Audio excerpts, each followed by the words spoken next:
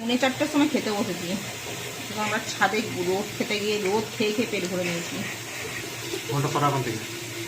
কেন দেখো আমাদের দুপুরের খাবার উত্তাপাম। এটা কি আছে? এটা সাম্বার ডাল। ওখানে একজন খাচ্ছে ডিমের ঝোল ভাত, আর আমরা খাবো হচ্ছে ইডলি।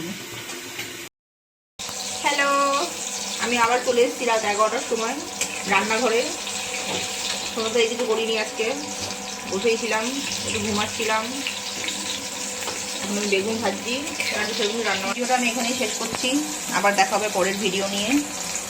গুড নাইট, শুভরাত্রি, সুস্থ থাকো, ভালো থেকো, সাবধানে থেকো। ওটা তো ডেলি বলি, তাও তোমরা সবাই সাবধানেই থেকো। এখন ঠান্ডা পড়ছে, ঘরে ঘরে সব সর্দি কাশি জ্বর হচ্ছে, সবাই সাবধানে থেকো বন্ধুরা। টাটা।